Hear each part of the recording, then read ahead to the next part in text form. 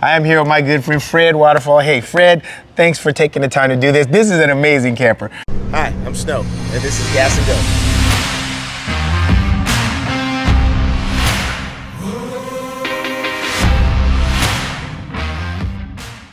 So first of all, we got to give a shout out. Can you get a shot of his hat? Look at that.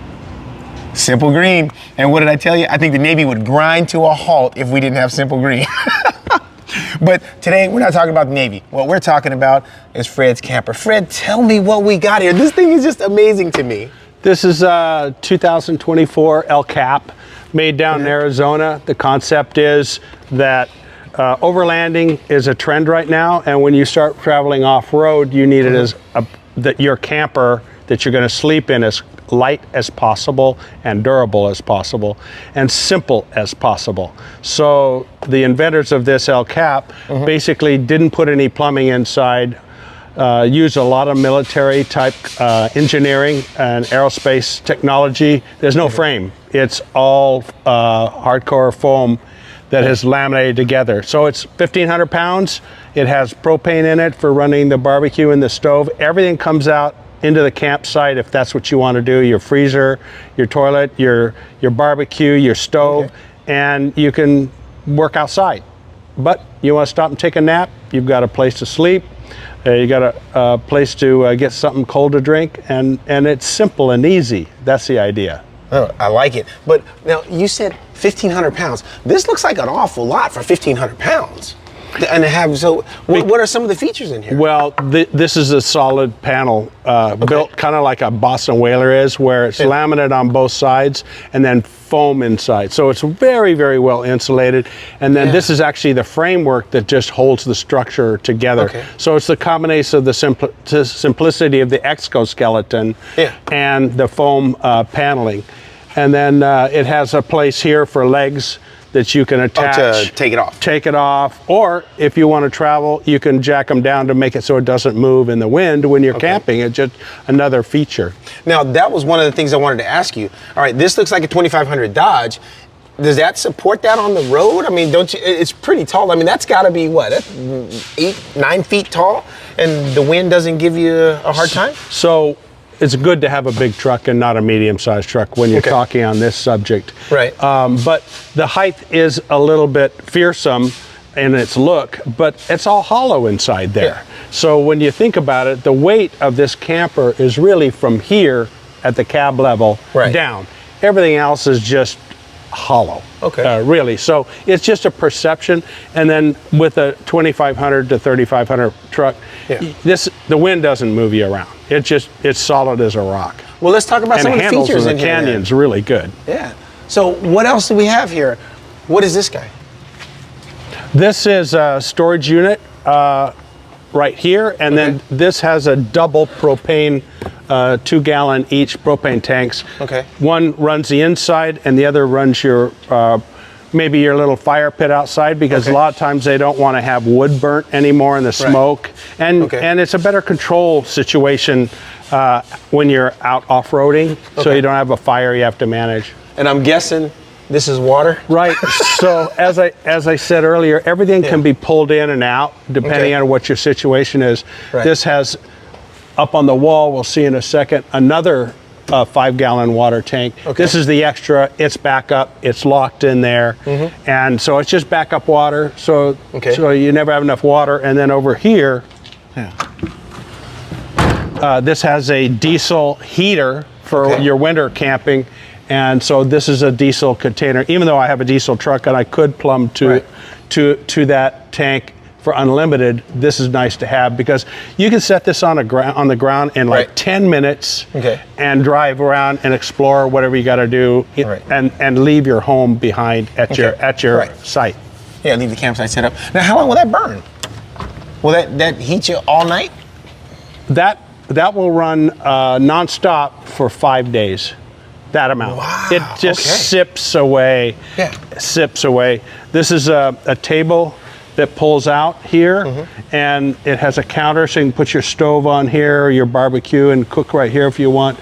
And it also is a drawer, so you can store things like the propane lines and things like that. Okay, now I'm looking inside here, and it seems pretty Spartan. I mean, I noticed, what are the bags hanging up there? So you take those into your house and you give one to your wife, and you go and pack your own, and that's what you travel with clothing wise. Okay, so you can pack your bag. Yeah. And it's ready for the weekend, Clothing. whatever, and then just hang it right there. It's out of the way and Access. ready to rock and roll. That's right. That's okay, right. and I noticed a zipper on the side, so you can just open it and use it just like a dresser. That's right. That's right. Okay, and then what about the clear, the bins here? So that location is for igloo type 12-volt freezer refrigerator combination. Mm-hmm. Yeah. I chose to put that in the cab of my truck because it's just the wife and I. Yeah. So I wanted to have this storage and have it visible so we could see where everything is very quickly and easily. So this is really where we store all our miscellaneous, the kitchen, etc. Well, I noticed, I mean, literally, like you said, I can see this is cooking utensils. I see scissors. So you can tell exactly what's in it. You don't have to look for anything. Right. Yeah, no, that's great. And then what do we have here? Now, all those kind of change configuration when you go off-road. This thing really rocks and rolls off-road. Oh, I can imagine. Well, and I noticed that you're secured for C there. Yes, yes. And then underneath here is, because there's no plumbing, you have a porta potty for the missus, which is really easy to use, and then a nice battery inverter charger system, and it's connected to all the power in here for the lights and the heater, etc. But it has a solar panel on top that will charge it all the time. Now, have you ever had any issue with running out of power? Like if you're overnight camping? Not yet. Because in the daytime it'll charge. Yeah. But if you're running lights or running, I don't know, the fridge or whatever, so you haven't had any power issues yet? No, not yet. Okay, not yet. But it is possible if you sat, an overcast days for 2 or 3 days, I would say that would probably be gone in about 12, 13 hours. Okay. And then, of course, double bed up there that also makes into a bigger bed if you want to flip up the two side panels that you see on the left and right. Two guys could be front to back. Yeah. And just rearrange the cushions so you're not face to face smelling each other's breath all night and smelling it. Now, what's the big hole in the ceiling there? What are we looking at now? So that's actually an access port, and that goes, we'll show you when we back off on our view, you'll see on the roof there's a big tent up on top. So you literally can get to it up through there, and then you rearrange the cushions. This stove is removable and propane.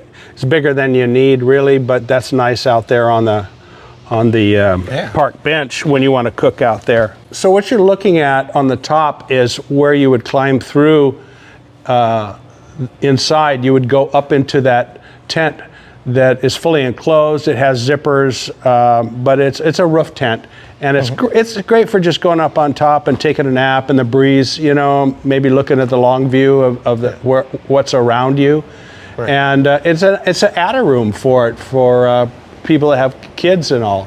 Then on the right side, it's what's called a bat wing. That actually not only covers the side of the truck, but the entire back of the truck. Oh, wow. Also. So it's a two-sided sun protection and rain protection. Okay. And then, so what do we have on the other side of it? What do we have on the driver's side? Let's check this out. Now, these are just windows for sun to come into the cabin? Yeah.